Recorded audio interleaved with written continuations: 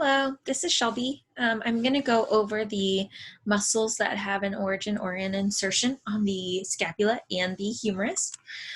So to start, we are looking at the scapula. This is the anterior view.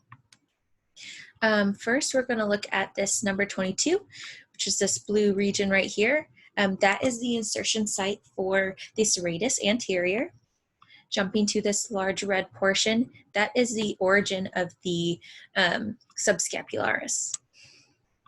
This small blue portion here on the number 11 is the insertion of the trapezius. Moving on to the coracoid process. For number 17, that is the origin of the coracobrachialis. Right next to it, this small red portion here is the origin of the biceps brachii short head. Then right next to that is this blue portion is the insertion of the pectoralis minor.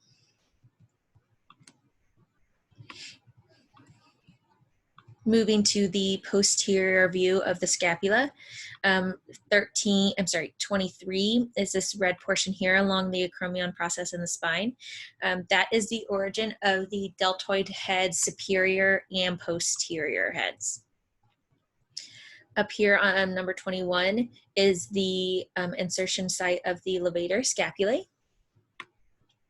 Number 9 is the origin of the supraspinatus.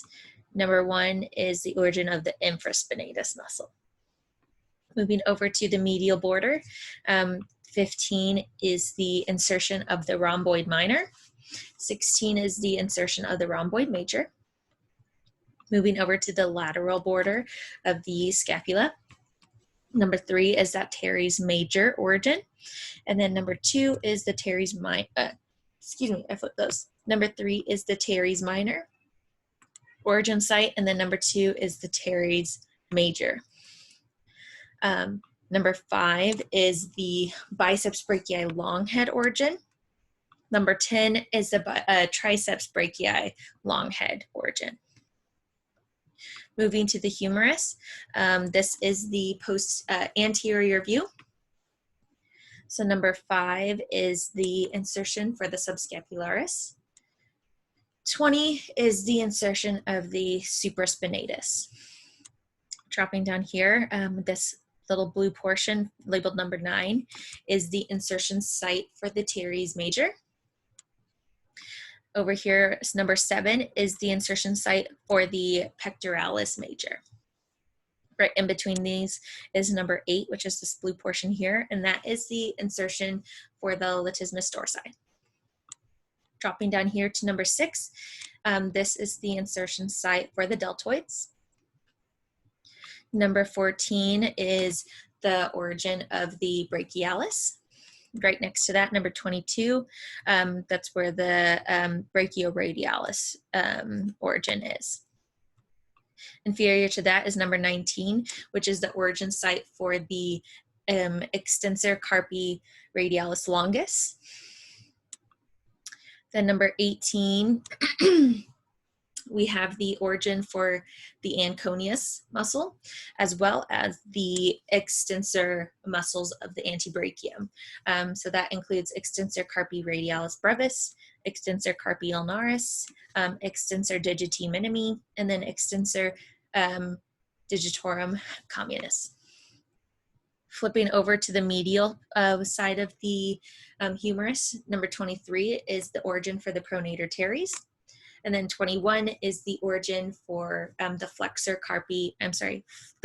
muscles of the antebrachium. So flexor carpi radialis, flexor carpi ulnaris, the palmaris longus, and then the flexor digitorum superficialis.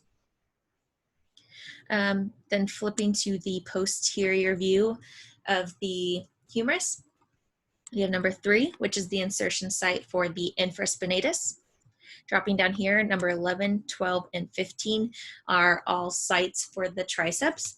So number 11 is the origin of the triceps brachii lateral head. Number 12 is the origin for the triceps brachii medial head. And these are separated by the radial groove. So we classify the 11, the lateral head, as superior to the radial groove, and then number 12 is inferior to the radial groove. 15 is the olecranon fossa, which is the insertion site for the long head of the triceps brachii. And then last but not least, we have 13, which is the insertion site for the is the insertion site for the coracobrachialis. Well, that sums up all of those muscles, and thank you so much for watching.